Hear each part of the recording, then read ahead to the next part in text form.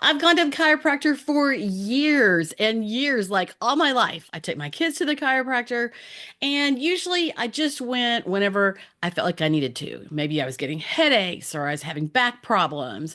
Back whenever I taught dance, I had trouble going on point shoes, if you know what that is, and the chiropractor fixed my ankle with just a little jerk. Well, I have been having trouble with my shoulder, and it's been what the chiropractor called locked up. And whenever he said the words locked up, I said, well, what does that mean? I hear people say all the time that they had a locked up shoulder and they had to have shoulder surgery. So I was kind of, you know, uh, a little afraid when he told me that. But because my shoulder started having pain in the range of motion, if I moved it this way or that, I mean, I would have a ton of pain. It hurt so bad. So what would happen is I would stop moving it.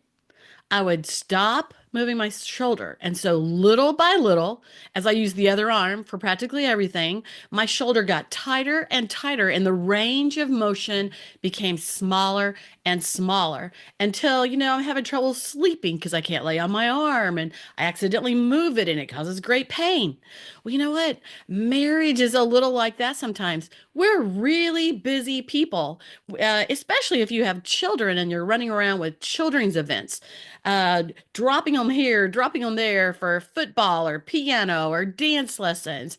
You're trying to make dinner at night. You may be working a full-time job, and in this podcast, I'm talking to men and women. I'm not just talking to women, but it tends to be women that search out help. They start to pay attention when, you're not feeling so close to one another. You're feeling really distant. You really don't want to listen to each other. You feel unsupported by your spouse. So this goes both ways. This is not just for women or just for men. This is for everyone. It is for whoever is paying attention in your relationship. So just like my shoulder got locked up, couples don't pay attention because of all the different things going on until sometimes it's too late, till their marriage is locked up, stuck. They're not listening to each other, one another. They don't really care to spend time together. They are criticizing each other, maybe yelling at each other. Frustration start. I call that the crazy cycle. The crazy cycle is something that one person does this and one person reacts this way. And then because they reacted that way, that person reacts that way. And it just goes round and round and round. And instead of being proactive, we get stuck in a reactive position. Reactive. What happens? What happens on the football field whenever the defense is in there the whole time? The other team's winning, right? So it's important to be aware of your challenges in your marriage. Don't get locked up. Don't get in that stuck position where little by little, you don't want to be around each other. You start to kind of despise or resent one another. You rather be with your friends. Do you see where I'm going on this? Couples drift apart without even realizing. When fear, hot tempers, busy schedules are taking a toll on your love life, it's time to stop and pay attention and see how you can move past that. Well, today we're going to explore 7 effective ways to unlock your marriage, ensuring that you feel supported, loved, and appreciated by one another. Now, if you're one spouse listening to this, hey, get your spouse to listen to it too. It takes two people, but even when one begins to understand what the problems are, you can start to make some changes to things. So each of these steps will help you begin to find your way to letting go of resentment, stop feeling frustrated, and, get a little closer to your spouse. Doesn't everybody want that? When we live together, I don't know about you, but I like a peaceful home. I like a husband that listens to me. I like somebody who works with me for the common good of our marriage, our children, our household. Yeah. Have I got your number? Well, number one, I can't talk. Prioritize dedicated time together. That's the first thing. Spending some time together.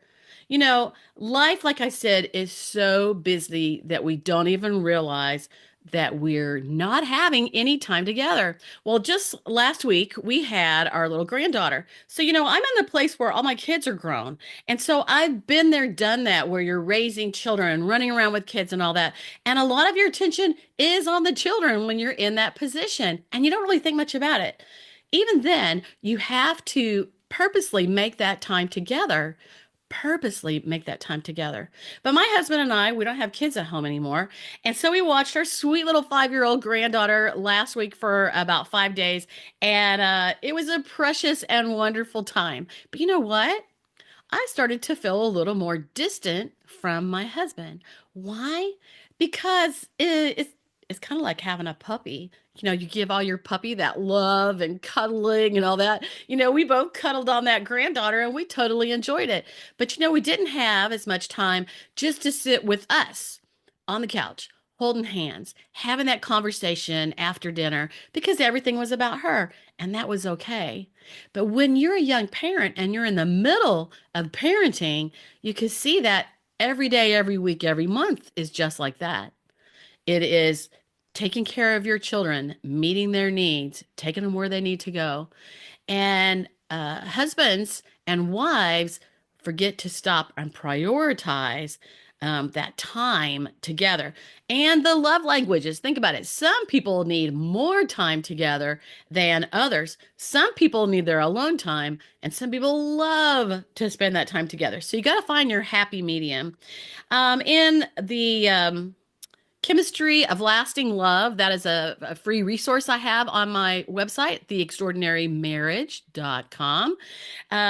The Chemistry of Lasting Love talks about what each of us needs as people. You need to understand what your spouse needs from you. He needs to understand, my husband needs to understand what I need from him. When you understand one another's needs, yeah, it's a really basic concept. It's important to stop and take time for this. If you didn't do anything else, pay attention to these needs. The chemistry of lasting love needs. And every couple needs 15 hours a week. That don't mean just sleeping beside each other. 15 hours a week. So, I mean, what is that? Like a couple hours each day? Maybe part of it's sitting, watching TV, having a discussion after dinner, maybe talking to each other at lunch on your lunch break. 15 hours together to keep that communication rolling. The second thing is communicate openly and honestly. Some personality styles are very open. They tell it all. They're an open book. Other personality styles are very closed. They're very closed. It's not that they don't trust their spouse, but they just don't feel the need to share everything. And sometimes when you have a spouse that is like that, you kind of feel like, why are they so secretive? They're not, I share everything with them. Why don't they share their thoughts and needs and hopes with me? So we have differences in personality styles. Some people are very direct and they tell you just like it is, and some are indirect. Now, when you have this, the person that's very direct, you always know what they're thinking and they're going to tell you about it. But sometimes they're a little harsh because they are so direct on things. But at the same time, that indirect person, they may be telling you what they need, but they don't tell you straight up. They may go around in circles. They may talk about all different things and they think they just told you what they want you to know, but they don't because they're so indirect. They just are not straightforward. The second thing is making sure that you learn to listen, part of communicating. Listen before you respond. Sometimes our mind is working so fast that we're already thinking about our response before we even finish listening to our spouse. So we want to learn to listen. The third thing is discuss the challenges. And at the same time, you are discussing the challenges in life, like, trouble with the kids that day or problems at work. You also want to discuss your plans, your hopes. Look to your future. We all need to have that future focus. You don't want to look in the rearview mirror all the time. You want to have that future focus and you want to know where you're going because if you're not paying attention to where you're going, you're going to go somewhere and it might not be the place that you want to go. The fourth thing is remember to talk about your needs and your feelings. And yes, those are all different according to your personality style. Those are all different. Like some people have a nice hard outer shell and nothing touches them, nothing hurts their feelings. And another person is soft, sweet, compassionate. And you have to tippy toe around sometimes if you're really direct so that you don't crush that other person. The thing is less practice empathy. Yeah. That hard-nosed person, they don't have a lot of empathy for people who are emotional or cry or um, uh, uh, are hurt by, somebody in the family who says something mean or the kids aren't nice. Practice empathy. Empathy is one of the cornerstones of healthy relationships, and it allows you to feel like your spouse is listening to you, feel like your spouse cares about you. So if you are an unempathetic person, then you need to work on this. You need to, first of all, understand that everybody wants to be heard and understood. Everyone wants to be feel like they're being heard and they understood.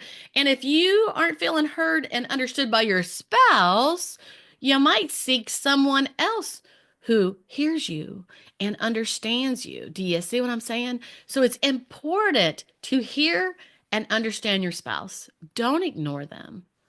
You want to take time and listen. The second thing is that really helps is to learn to put yourself in their place. This is what most people do not do. They don't put themselves in the other person's place. I have found that by doing this, my mama taught me this when I was a little kid. And when I put myself in the other person's place, it really dissolves a lot of frustration or question or whatever because I start to look at the world from their shoes. What does it look like to them? Like husbands who work all day at work and they come home and the wife's like, "Oh, the kids did this and oh, I had this and there's this broke and there's a mess here and this happened." And the husband's like, every day I hear about the kids and what the kids did and how frustrated my wife is and I get so tired of hearing it. But when you put the shoes of the person who's taking care of the children in the house, you realize that it's kind of monotonous. It's over and over. A lot of times the kids bicker, and there's a lot of frustrations there. And when you've kept your energy up and you're not exhausted, you can take it better. But if you get a little exhausted, wore down, your cup gets empty, it gets hard to take it. Now, if we put on the shoes of the husband, now a lot of couples both work. Yeah, different circumstances in each family. But if the husband's working and the wife's taking care of the home front, then he comes home. He's had a lot of different things he's dealt with today. He may have had more on his plate than he could actually get done. He may have got yelled at by the boss. Um, you see, you put on his shoes and you realize he's had a hard day too. So when you stop and understand each other, that takes us in, that's empathy, right? Empathize with one another, then it kind of dissolves a lot of that frustration. And now I got your back. Your spouse wants to know that you have their back. I mean, who else is there?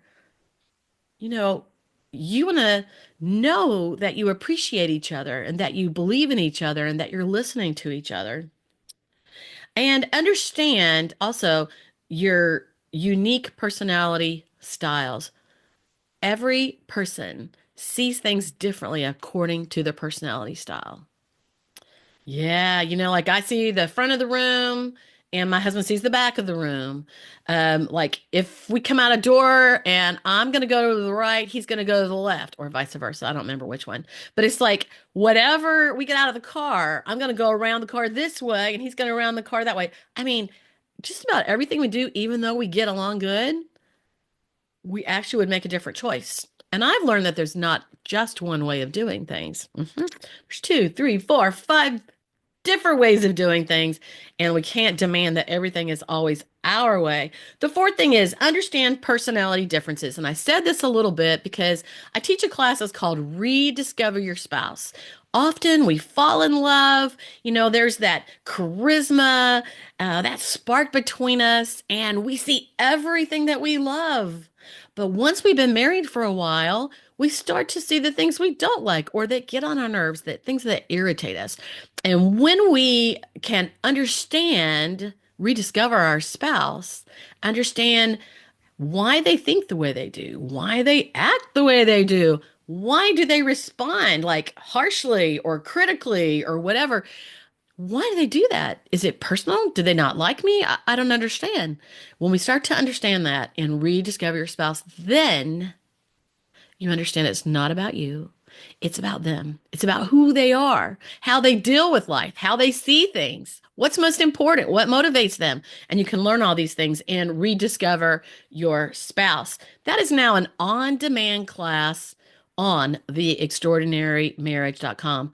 Y'all, I learned this stuff in 2004. I brought it home to my family and my kids, my teenagers, and started teaching it to them because I thought, wow, this kind of thing helps you learn to get along with people. It helps you understand from their side and that it's not always about you. We take things personal. This is an awesome class. It not only helps you get along with your spouse, it helps you understand your children and how each one is different. It even helps you at work get along with coworkers or understand your clients better. So every individual approaches life through their unique personality lens. Some people, they're motivated by power and control, and everything they do is about power and control. Some people are like, well, how can I help you? They're the servant person, and they're always there for you. Or some people approach it with, is this fun and enjoyable? And if I'm going to do some work, how can I make this enjoyable? That's me. Why are we doing this? There's that person who questions everything. They're like, why are you doing that? And why are you doing it that way? You see what I mean? There's different ways of looking at things. There's different personality styles, and each one's going to choose to do it a different way. So, number one, what does your spouse do that feels like it's a personal attack? Yeah, feels like it's a personal attack. It might be that they're very critical of things. You can't seem to do anything right. Maybe whenever they're tired and frustrated, they have sarcasm. That's one of the personality styles. Maybe they yell a lot. They yell a lot. I know, and that's terrible. They come home from work. I was reading in a book, The Hoffman Process, and it was talking about a daughter talking about her dad and how everyone admired him and thought he was the most awesome person. But when he came home from work, he was tired. He let down his guard. He was no longer the nice guy and he yelled at everybody. Yeah, it happens, right? And also, people close down. So some people, when there's yelling, close down. That's one of the styles. They literally close down and won't even talk to you. They may go to the bedroom, close the door, and not talk to you the rest of the night because you yelled. So, what does your spouse do that feels like a personal attack? The second thing on this is some people in personality styles, they love to be around a lot of people. And some people love solitude. What if you're married to a person who likes the opposite thing than you? Three, some crave routine and predictability. Routine and predictability. And they live by that day after day. But some people need spontaneity, a little spontaneity. I can't say it. Spontaneity. They need to be free to make their choices each day. They don't like to do the same things all the time. They get bored. And all right, so then number five is, I know I've had numbers in here. This is number five out of the seven. I've had numbers in here, like two or three things inside of each thing. I'll have to label them A, B, C, D from here on out. But number five out of the seven, reignite physical touch. Yeah. Remember physical touch whenever you were dating and whenever like when you decided that, oh, I really like this person. Physical touch. Touch is one of the most powerful ways to express love and affection. And in the chemistry of lasting love, that resource on my webpage, I talk about the different needs. And this is one of the needs. Everybody needs some physical touch, but some people don't like to be touched too much. And some love to be together, huggy wuggy all the time. So know your love language. Know your spouse's needs. Know your own needs. These things lead to keeping your marriage unlocked and open and happy and warm and welcoming. So, like I said, some personalities are touchy and some do not like to be touched. But it's important to sit close and spend time together and to have that physical touch. Holding hands, hugs, a hello, and a goodbye kiss, a back rub. Do you see what I mean? Think about when you hug on a little baby. They're so warm and cuddly and sweet. And you just want to give that affection to that little one. Even my 5-year-old that was here last week, she's so sweet. In fact, every time I've seen her this week, because we spent that 5 whole days together, feeding her, getting her up, getting her dressed, every single day, she gives me a sweet little kiss. And she comes up to me, not like she doesn't usually do quite this much. She comes up to me and she just wants to give me a kiss. And it's affectionate and it makes me feel appreciated and loved. Number 6 out of 7, share new experiences. Sometimes we get stuck in the status quo, doing the same thing day in and day out. I know there's a lot of things I would like to do that I don't get around to because of busyness. Sometimes we have to look at our schedule and take out what does it matter? Like, what does it matter? I know back in my Mary Kay days as a sales director, when we were in training, a lot of times they'd be like, don't be watching TV. It's a waste of time. I do find myself doing that sometimes, especially news and that kind of stuff. What on your schedule is a waste of time that you could X out and do something, spend time together? Maybe play games, play a card game after the kids go to bed. Um, anyway, share new experiences. There again, in the chemistry of lasting love, the need for adventure is one of the top needs of a lot of men. The need for adventure. So you want the most fun things, the most enjoyable things in your life and your spouse's life to be together. That's what we talk about in that. You want that to be the most memorable things. You want to have done those together. My daughter and son-in-law just came back from a ski trip, snow ski trip with 3 of their kids. And I heard it was the best trip ever. And that's a memorable experience together, not only with their 3 kids, but together they got to enjoy that time and that memorable time. So some of us need adventure. Also, I think I said already, everybody needs 15 hours together. Share new experiences, spend time together, have the most fun together. It might be dancing, hiking, a new restaurant, new kind of food. Um, my husband and I like to go. I'm a cheap date. Go look at houses that are being built. I sometimes call them like 2x4 houses, and we just like to walk through. They don't have to have any furnishings at all. We like to look at the floor plan and see how it's built. Of course, whenever there's more stuff in the house and it's pretty, of course, that's even more fun. And number 7, if you're having challenges, do seek help. Don't hesitate to seek professional assistance. Attending a couples therapy or workshops can provide invaluable tools and strategies to unlock your marriage and enhance communication skills.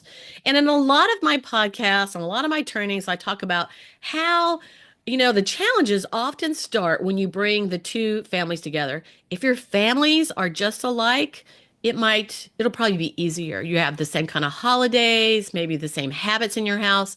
Maybe people treat each other the same. You're very much alike, maybe, in faith and values and morals and that kind of thing. But whenever there are different personality styles, that makes a difference. So your background and your personality styles make a big difference. And so what you saw in your spouse before you got married might not be what you're getting now. We drift away slowly, just like whenever I've hurt my shoulder, I put off and put off and put off going to get it fixed. And uh, until it was so bad and hurting so much. But if I would have paid attention to that earlier and started to exercise it, I would have never gotten to this point. But when it comes to going to see, somebody and getting help, and I do that, I am a coach. I'm a relationship coach, and I teach people how to get along better and help you identify what's going wrong so you can be aware of it. Before you're aware of it, you can't fix it. All right. And somebody a neutral third party can offer fresh perspectives, facilitate important discussions, help you see the things you're not paying attention to, and encourage growth in your relationship. So instead of moving farther apart, you start to move back together again. So, in summary, unlocking your marriage involves dedication, understanding, and an intention to reconnect. Like my shoulder, it took effort and awareness on how to restore it before I could start getting better. Many couples experience waves of disconnection. We all do it, but with perseverance and patience, you can overcome these obstacles together. Explore our on-demand workshop. It's available now. Rediscover your spouse for more tools and insights on how you can enrich your marriage. Don't let it get locked up. Do something before it gets locked up and there's so much frustration around it. It's time to take action and rediscover what it means to truly love and support one another. Together, let's make a marriage that thrives.